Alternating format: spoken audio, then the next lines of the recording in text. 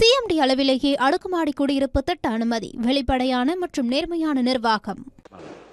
மாண்பு உறுப்பினர் தளவாய் சுந்தரம் அவர்கள்.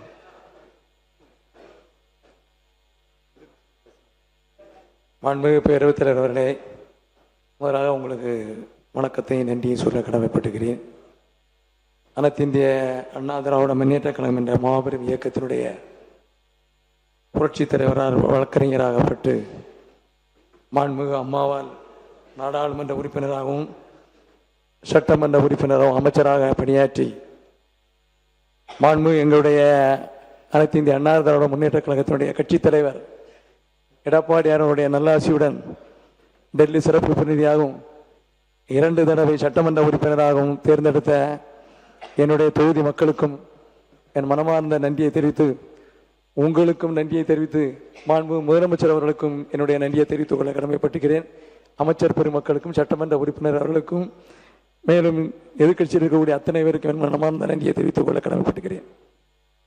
மாண்பு எங்களுடைய தலைவர் அவர்கள் அனைத்து இந்திய அண்ணா திராவிட முன்னேற்ற கழகத்தினுடைய பொதுச் செயலாளரை பற்றி இன்றைய சூழ்நிலையிலே அவர் ஆற்றிய பணி, 4 ஆண்டு காலம் ஆற்றிய பணியிலே முதல் பணியாக இருப்பது என்னவென்றால், மக்கள் நம்புகிறார், மாணவர் நம்புகிறார் என்பதற்கு ஒரே ஒரு எடுத்துக்காட்டு 7.5% என்ற இடஒதுக்கீடை பெற்று தந்து இந்திய வரலாற்றிலே, இந்திய அரசியல் சட்ட அமைப்பிலே ஆர்டிகல் 162 பொதுவாகவே முதலமைச்சர் அதை யூஸ் பண்ணலாம். இந்த ஆர்டிகல் 162 யூஸ் பண்ண சமயம் எப்போ வேணாலும் யூஸ் பண்ணிக்கலாம் தகுந்த போல. அதில் ஒரே ஒரு சிக்கல் என்னென்னா, கவர்னர்கிட்ட ஒரு ஃபைல் இருக்கு சமயம் இந்தியாவில் எந்த முதலமைச்சரும் ஆர்டிகல் 162 யூஸ் பண்ண மாட்டாங்க. நாங்கள் பாரதிய ஜனதா கட்சியினுடைய ஆட்சியிலே கூட்டணி வச்சிருந்தாலும் இது போன்ற சூழ்நிலை வரும்போது, நீட் என்று வரும்பொழுது இங்கே சில சொன்னார்கள், நீட் அதிமுக ஆட்சியில் வந்து, அதுக்கு விளக்கம் கொடுக்க நான் தயாராக இருக்கேன். அதிமுக ஆட்சியும் கிடையாது, அங்கே இருக்கக்கூடிய திமுகவும் நிப்பாட்டல, யாரும் நிப்பாட்டல. அதிமுக ஆட்சினா எங்கள் தலைவர் அன்னைக்கு பிரைம் மினிஸ்டர் இருந்திருக்கணும். ஜட்ஜ்மெண்ட் அழகா இருக்கு. ஆகவே தெளிவாக சொல்கிறேன், இன்றைய எங்களுடைய தலைவர் 7.5% இடஒதுக்கீட்டை பெற்று தந்து மருத்துவக் கல்லூரி மாணவருடைய மனதிலே நீங்காத இடத்தை பெற்று தந்தார். வெறும் 7.5% மட்டும் கிடையாது, அவர்களுக்கு ஃபீஸு, உணவு, உடை, தங்க வசதிகள் அத்தனையும் ஏற்படுத்தி தந்தவர்கள் மாண்புமிகு எடப்பாடி அவர்கள். அதற்கு அடுத்தால் போல் கவர்மெண்ட் டாக்டர்ஸ், அரசு டாக்டர்களுக்கு 50% இடஒதுக்கீடு. Those who are in service in doctors, government சர்வீஸில் உச்ச நீதிமன்றத்தில் வழக்கு வந்த பொழுது உச்ச நீதிமன்றம் ஒரு கேள்வி கேட்டது, இந்த 50% இடஒதுக்கீடை தமிழ்நாட்டில் மட்டும்தான் இம்ப்ளிமெண்ட் பண்ண வேண்டியது. அதை நிறைவேற்றி காட்டியது யார் என்றால், அன்றைய தினமும் 162 யூஸ் பண்ணி அந்த அரசு டாக்டர்களுக்கு இடம் வாங்கி கொடுத்த பெருமை எங்களுடைய எடப்பாடி அவர்களை சாரும் என்பதை நான் இந்த தருணத்தில் சொல்ல கடமைப்பட்டுக்கிறேன். விவசாய குடும்பத்தில் பிறந்து தஞ்சை மாவட்டத்தில் இருக்கக்கூடிய விவசாயிகளை பாதுகாப்பதற்காக அங்கே நமது நண்பர் இருக்கிறார். மண்டலத்திலே பல பிரச்சனைகள் வந்தது, மைன்ஸ் எடுக்கப்பட்ட என்ற ஒரு பிரச்சனையெல்லாம் வந்தது. கடந்த கால ஆட்சியை பற்றி நான் சொல்ல வரவில்லை, சொன்னால் அதற்கு இப்பொழுது பல விளக்கங்கள் வந்துடும். ட்ரெஷரி பெஞ்சு பதில் சொல்லுவா அல்லது எதிர்கட்சி பதில் சொல்லுவா என்ற ஒரு சூழ்நிலை வராமல் அந்த தஞ்சை மண்ணை காப்பாற்றியவர் யார் என்றால் எடப்பாடி என்பதை இந்த நேரத்தில் காப்பாற்றியவர் யார் என்றால், பாதுகாப்பு வேளாண்மை மண்டலத்தை உருவாக்கியார் என்றால் எடப்பாடியார் அவர்கள். ஆக இதுதான் அனைத்து இந்திய அண்ணா திராவிட முன்னேற்ற கழகத்தில் மாண்புமிகு எங்களுடைய கட்சி தலைவர் எடப்பாடியார் செய்த சாதனை என்பதை நான் இந்த நேரத்திலே சொல்ல கடமைப்பட்டுகிறேன். மாண்புமிகு மருத்துவ நலத்துறை அமைச்சருக்கு கிட்டத்தட்ட 696 பக்கம் அழகாக கொடுத்துருக்கீங்க. ஒன்று குறையெல்லாம் ஒன்று சொல்ல வரல, 100 நாளை தாண்டிட்டு வந்திருக்கீங்க.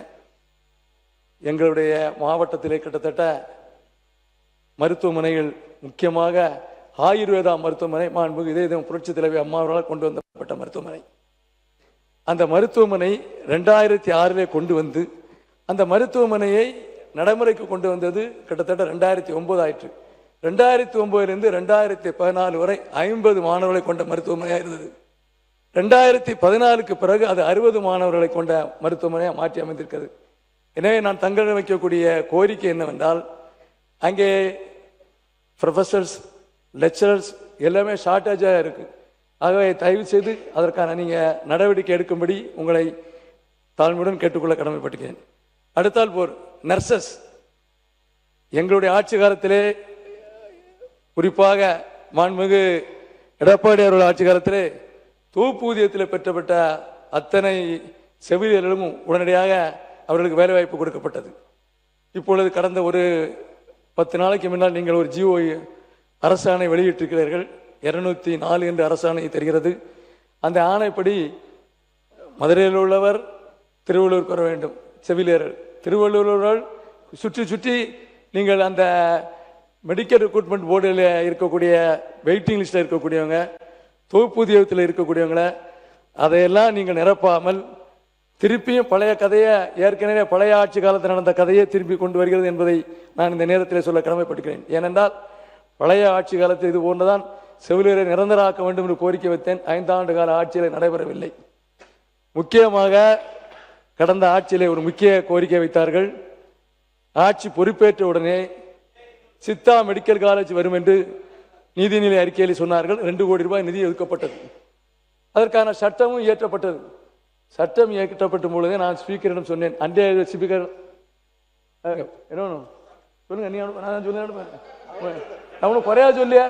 உட்காருங்க உட்காருங்க. நீங்க தொடர்ந்து பேசுங்க. குறுக்கீடு வேணாம், உட்காருங்க. மாண்பு உறுப்பினர் உட்காருங்க.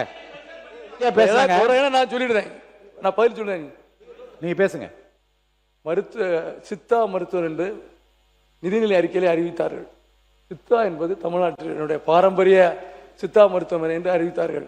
அதற்கான சட்ட முன்வடிவை கொண்டாந்தார்கள். 2022 கொண்டாந்தார்கள். 2025 அந்த கவர்னருக்கு போய்விட்டு திருப்பி அந்த சட்ட முன்வடிவு திருப்பி பெறப்பட்டது.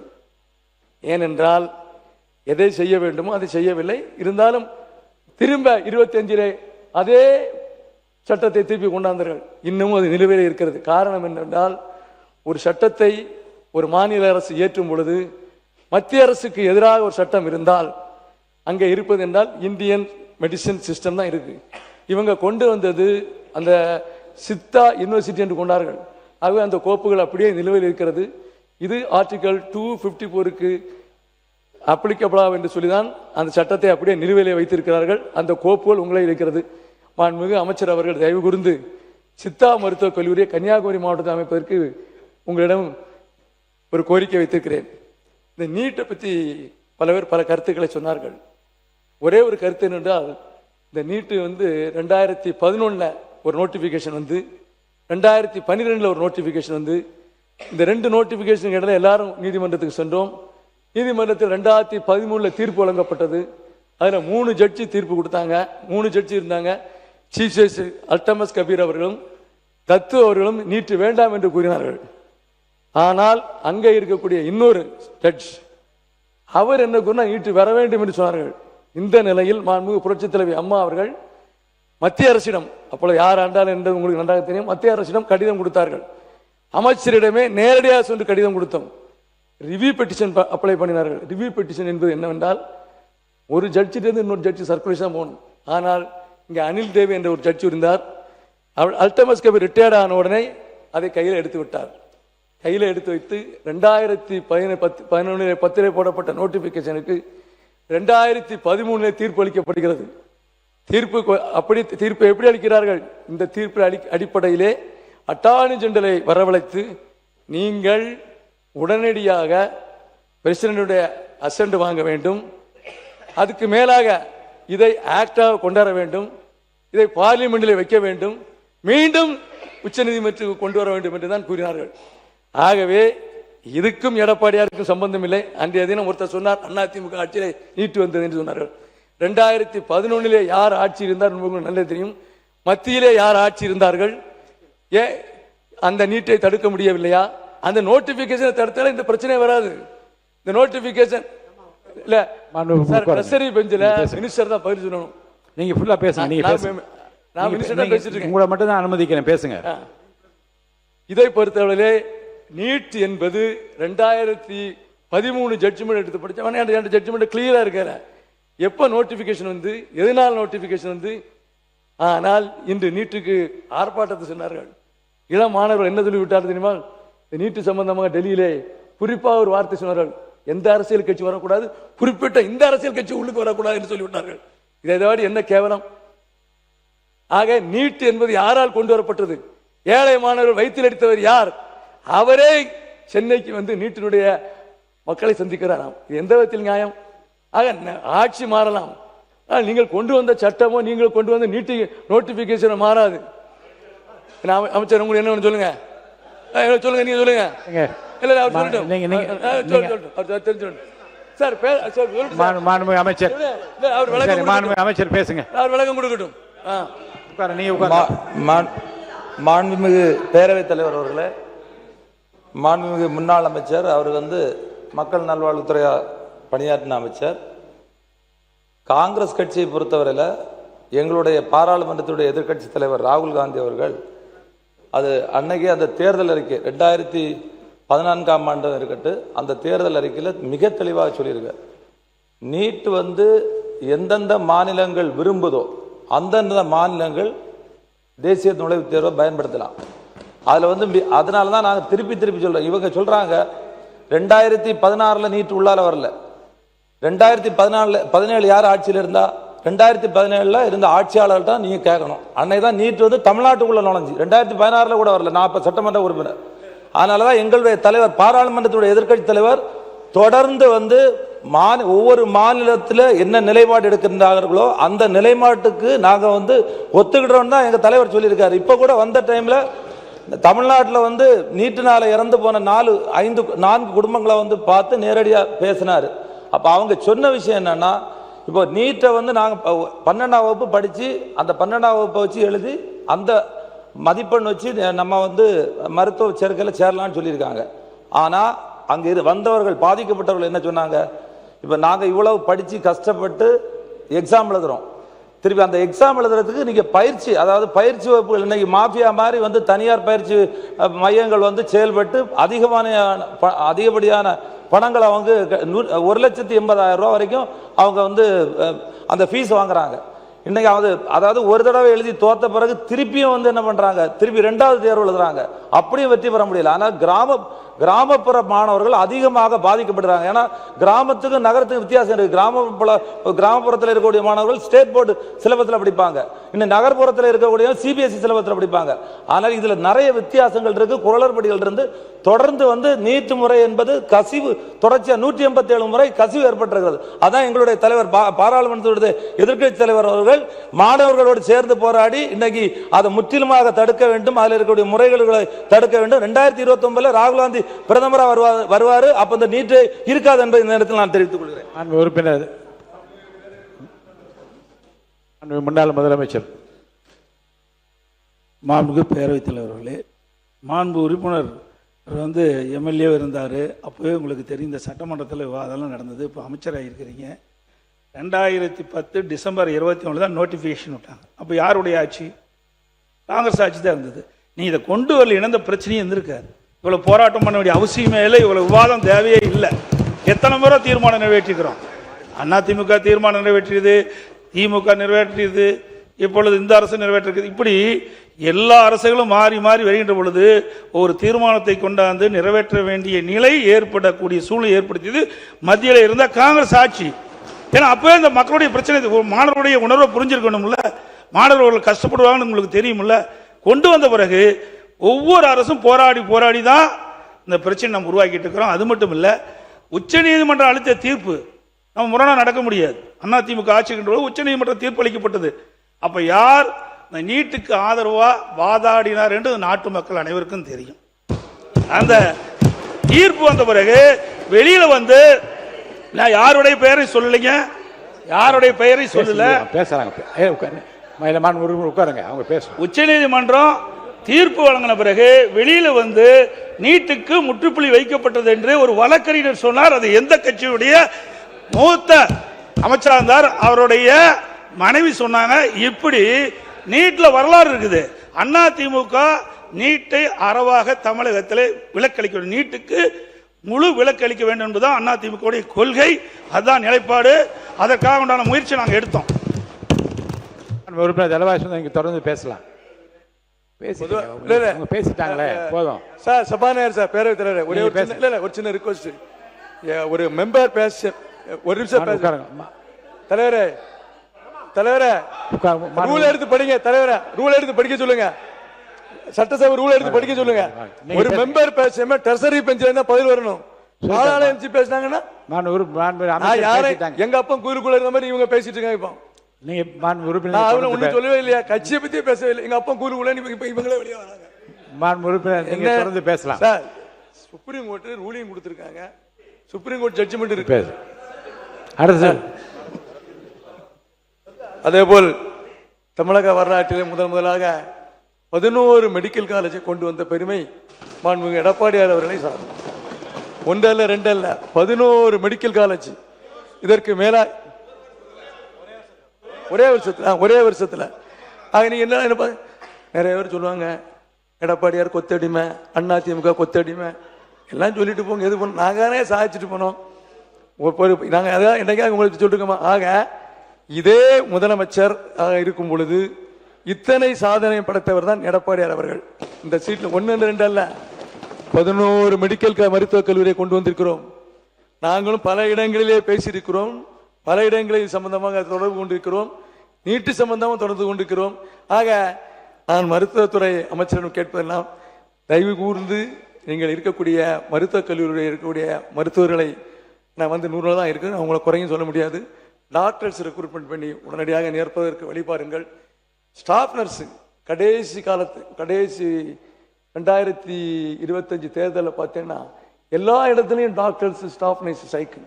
அந்த நிலை உருவாக வேண்டும் என்பதற்காக தான் நீங்கள் அந்த ஜிஓவை அசோசியேஷன் மூலமாக என்ற கொடுத்தாங்க. அந்த ஜிஓவை ரத்து பண்ணி உடனடியாக அந்தந்த மருத்துவக் கல்லூரியிலே அந்தந்த புதுசாக ஏற்கனவே தொகுப்பூதியத்திலே வெயிட்டிங்கில் இருக்கிறார்கள், அவர்களை நீங்கள் தயவு செய்து உடனடியாக வேலையை அமர்த்தும்படி கேட்டுக்கொள்கிறேன்.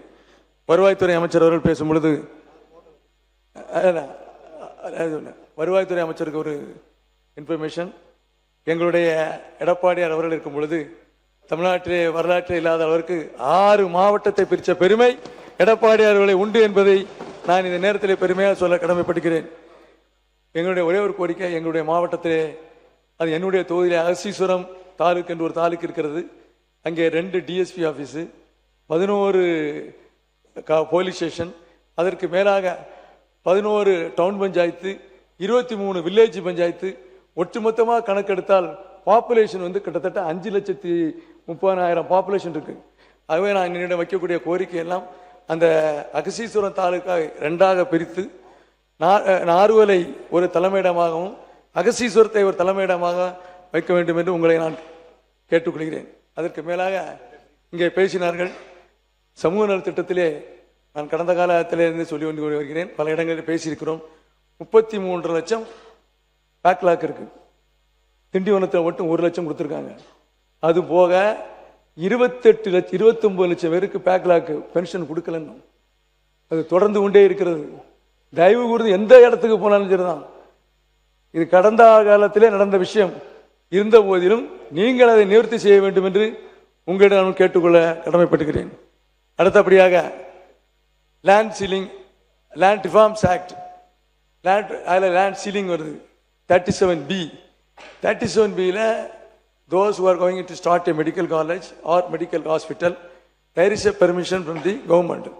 நீங்கள் உங்களுடைய கொள்கை வழக்கு கொடுப்பதை பார்த்தேன், அதில் நீங்கள் ஆன்லைனில் அப்ளை பண்ணணும்னு சொல்லுங்க. கிட்டத்தட்ட 282 ஹாஸ்பிட்டல், 282 காலேஜெல்லாம் பெண்டிங்காகவே இருக்கு. தயவு கூர்ந்து அதையும் நீங்கள் உடனடியாக நிவர்த்தி செய்ய வேண்டும் என்று உங்களை கேட்டுக்கொள்ள கடமைப்பட்டிருக்கிறேன். இதற்கு மேலாக தமிழ்நாட்டில் இருக்கக்கூடிய அத்தனை மாவட்டங்களிலும் திங்கட்கிழமை தோறும் கலெக்டர்கள் மனுவை வாங்கி கொண்டிருக்கிறார்கள், மனுவில் நடவடிக்கை எடுக்கிறார்கள். ஆனால் புதிதாக வந்த கலெக்டர்களுக்கு இன்னமும் அந்த மாவட்டத்தோட நிலையை தெரியாத அளவுக்கு நீங்கள் அத்தனை மாவட்ட ஆட்சியாளருக்கும் அந்த மாவட்டத்தோட நிலை கருதி, இப்போ எங்கள் மாவட்டத்தை எடுத்துக்கிட்டாச்சுன்னா வந்த கலெக்டர் உடனே செங்கச்சூளையெல்லாம் க்ளோஸ் பண்ணுங்க அப்படின்ட்டாரு. உதாரணம் என்னுடைய தொகுதி சம்பந்தம் இல்லை, மாவட்ட சம்பந்தமாட்டு அங்கே இருக்கக்கூடிய மக்களுக்கு அதுக்கு லைசன்ஸ் வாங்கணுமா என்னன்னு தெரியல. யாரெல்லாம் லோன் வாங்கலாம் அவங்க மட்டும் தான் லைசன்ஸ் வாங்கியிருக்காங்க. ஆகவே தயவு செய்து மாவட்ட ஆட்சியாளருக்கு நீங்கள் பேசும் பொழுதோ அல்லது தொலைபேசி தொடர்பு கொள்ளும் போதோ இது போன்றவர்களுக்கு நோட்டீஸ் கொடுத்துங்க. நாங்கள் ஒன்றும் ஆக்ஷன் எடுக்கணும்னு சொல்லவே இல்லை, நோட்டீஸ் கொடுத்து அதுக்கு தக்க நடவடிக்கை எடுக்க வேண்டும் என்று நான் உங்களை கேட்டுக்கொள்கிறேன். இதற்கு மேலாக வருவாய்த்துறையிலே இருக்கக்கூடிய இங்கே பேசினார்கள், வருவாய்த்துறையில் இருக்கக்கூடிய ரேஸ் கோர்ஸை பற்றி பேசினார்கள். அது 99 இயர்ஸ் லீஸ், ஒன்றல்ல ரெண்டல்ல. அந்த தினம் வருவாய்த்துறை அமைச்சராக இருக்கும்போது 99 இயர்ஸ் லீஸ். அந்த பீரியட் முடிஞ்சு அதுக்கப்புறம் எம்ஏஎம் அவர்கள் இறந்து விட்ட பிறகு அந்த ரேஸ் கோர்ஸை நடத்துவதற்கு ஆள் இல்லை. ஆகவே அதையும் நீங்கள் தயவு கூர்ந்து அந்த இடத்தை வருவாய்த்துறை மூலமாக என்ன செய்ய முடியுமோ அதையும் செய்ய வேண்டும் என்று உங்களை கேட்டுக்கொள்கிறேன். இதற்கு மேலாக மருத்துவத்துறையும் மருத்துவத்துறை சார்ந்த இடங்கள் கிட்டத்தட்ட என்னுடைய மாவட்டத்திலே 6 தாலுகா ஹாஸ்பிட்டல் இருக்கிறது. 6 தாலுகா ஹாஸ்பிட்டலும் மருத்துவர்கள் இருக்கிறார்கள், ஆனால் கருவிகள் இல்லை. அங்கே இருக்கக்கூடிய ஒட்டுமொத்தமாக எடுத்துக்கொண்டால் இருக்கக்கூடிய மாவட்டத்தில் இருக்கக்கூடிய ஒரு டிஸ்ட்ரிக்ட் கோர்ட்டில் 35 டாக்டர்ஸ் இருக்காங்க. அதே மாதிரி குறிப்பாக எடுத்துக்கொண்டால் என்னுடைய பூதப்பாண்டி தொகுதியில் இருக்கக்கூடிய அந்த ஹாஸ்பிட்டலில் 13 டாக்டர் இருக்காங்க. கருங்கல்ல 3-4 பேர் இருக்காங்க நினைக்கிறேன். குளச்சல்ல 5, குளச்சல் வந்து 4 தாலுகா ஹாஸ்பிட்டல், அருமனை வந்து 4 தாலுகா, 2 4 தாலுகா ஹாஸ்பிட்டல் இருக்கிறது. மெடிக்கல் காலேஜ் எடுத்துக்கொண்டால் அங்கே தனியார் மெடிக்கல் காலேஜ் இருக்கிறது. அந்த மெடிக்கல் காலேஜ் விஷயமாக தான் பேசும் பொழுது, அந்த மெடிக்கல் கல்லூரி விஷயமாக தான் கோர்ட்டில் கேஸ் நடக்கும் பொழுது இந்த பிரச்சனை எழுந்தது. அப்பொழுதுதான் நாங்கள் போய் அந்த அமைச்சரவை சென்று பார்த்தோம். அதற்கு பதில் இல்லை. அது அவருக்கு நன்றாக தெரியும். அப்பொழுதுதான் இந்த பிரச்சனை எழுந்து வந்த நீட் பிரச்சனை. ஆக நீங்க இருக்கக்கூடிய கிட்டத்தட்ட எங்கள் மாவட்டத்தில் மட்டும் 48 மாண்பு உறுப்பினர் 2 நிமிஷம். உங்களுக்கு எல்லாம் விதியெல்லாம் நன்கு உணர்ந்தவரீங்க. விதி ஒண்ணு சொல்லலையா? இல்ல இந்த பேரவை நடைமுறை பத்தி இல்ல அத பேரவை தலைவரை பார்த்து பேச, நீங்க வந்து நேரடியாக மாண்பு அமைச்சரை பார்த்து பேச என்னை விழித்து நீங்கள் பேச வேண்டும் என்று கேட்டுக்கொள்கிறேன். அதனால நோட் பண்ணிட்டு எழுதிட்டு இருந்தார். அவர் எழுதுறாரு, நான் சொல்லலாம் எழுதிட்டு இருந்தார். ஆனால் எனக்கு மகிழ்ச்சி நோட் பண்ணிட்டு வருமில்ல. ஆக கிட்டத்தட்ட 38 பிஹெச் இருக்கு. அதில் 10 பிஹெச் வந்து அப்கிரேடட் பிஹெச்எஸ். இந்த அப்கிரேடட் பிஹெச்எஸ்ல போதுமான வசதிகள் இல்லை. குறிப்பாக அங்கே இருக்கக்கூடிய மிஷின்கள் எல்லாமே பழுதடைந்து விட்டன. அங்கே இருக்கக்கூடிய கருவிகள், உபகரணங்கள், மருத்துவ உபகரணங்கள் அத்தனையும் கிட்டத்தட்ட 10 ஆண்டுகளுக்கு முன்னால் ஆகப்பட்டது. முதலாக மாண்புமிகு புரட்சித் தலைவி அம்மா அவர்கள் ஒட்டுமொத்தமாக தமிழ்நாட்டில் இருக்கக்கூடிய மருத்துவமனைகளை எல்லாம் அப்கிரேட் பண்ண வேண்டும் என்பதற்காக ஹெல்த் சிஸ்டம் ப்ராஜெக்ட் என்ற ஒன்றை 2005 கொண்டாந்தார்கள். அந்த 2005 கொண்டு வரும் பொழுது அதில் கன்னியாகுமரி மாவட்டம் உள்ளடங்கும். அங்கே இருக்கக்கூடிய அத்தனை மருத்துவமனைகளையும், இருக்கக்கூடிய அத்தனை தாலுகா மருத்துவமனைகள், அத்தனை ஹெட் குவார்ட்டர்ஸ் மாவட்ட மருத்துவமனைகள், அங்கே இருக்கக்கூடிய அத்தனை சென்டர்கள், பிஹெச் சென்டர் அத்தனையும் நாங்கள் அந்த காலத்தில், நான் சொல்வது 2005 இருந்து அத்தனை மருத்துவமனைகளும் பழுது பார்க்கப்பட்டு இன்றைய சூழ்நிலையை பார்க்கும் பொழுது மருத்துவமனை மட்டுமல்ல, இன்றைய தினம் அது ஒரு தனியார் மருத்துவமனைக்கு ஈடாக எங்களுடைய மாவட்டத்தில் இருக்கிறது என்பதை நான் உங்களிடம் நினைவுபடுத்த கடமைப்படுகிறேன். அதே போல் பூதப்பாண்டியில் சீமான் சென்டர் இருக்கிறது. 2005 கொண்டாந்த சீமான் சென்டர் அங்கே கிட்டத்தட்ட 3.5 கோடி ரூபாய்க்கு நிதி ஒதுக்கப்பட்டிருக்கிறது. வேலை நடந்து கொண்டிருக்கிறது. அதே போல் கன்னியாகுமரி மருத்துவமனையில் 3.5 கோடி ரூபாய்க்கு நிதி ஒதுக்கப்பட்டு வேலை நடந்து கொண்டிருக்கிறது. இதற்கெல்லாம் மருத்துவர்கள் தேவை, மருத்துவ உபகரணங்கள் தேவை. இதையெல்லாம் தாங்கள் கண்டிப்பாக செய்து தர வேண்டும் என்று உங்களை கேட்டுக்கொள்கிறேன். கடைசியாக இந்த மாநிலத்தினுடைய வளர்ச்சிக்கு கடந்த 10 ஆண்டு காலம் தொடர்ந்து உடல் உறுப்பு தானத்திலே 5 ஆண்டு காலம் அவர்களாக இருந்தாலும் 5 ஆண்டு நாங்கள் கடந்த 1 மாதத்துக்கு முன்னால் நமது அமைச்சர் அவர்கள் அங்கே பரிசு பெற்றுக் கொண்டார்கள். அனைத்து இந்திய அண்ணா திராவிட முன்னேற்ற கழக ஆட்சியிலே தொடர்ந்து 5 ஆண்டு காலம் உடல் உறுப்புகளுக்கு தானம் வழங்குவதிலே நம்பர் 1 இருந்தோம் இந்தியாவிலே. அதேபோல் அவர்களும் நம்பர் 1 இருந்தார்கள். தொடர்ந்து நீங்கள் இதையும் வலியுறுத்தி உங்களுடைய ஆட்சி காலத்திலும் நீங்களும் டெல்லியில் சென்று அவார்டு வாங்க வேண்டும் என்பது எங்களுடைய எண்ணம் என்பதை நான் இந்த நேரத்திலே உங்களிடம் சொல்ல கடமைப்பட்டுகிறேன். ஆக இருக்கக்கூடிய முடிச்சிருந்தேன். 18 நிமிஷம் ஆயிடுச்சு. ஆகவே எனக்கு வாய்ப்பளித்த உங்களுக்கும் எங்களுடைய தலைவர்களுக்கும் நன்றியை சொல்லி விடைபெறுகிறேன். நன்றி, வணக்கம். சிஎம்டி அளவிலேயே அடுக்குமாடி குடியிருப்பு திட்ட அனுமதி, வெளிப்படையான மற்றும் நேர்மையான நிர்வாகம்.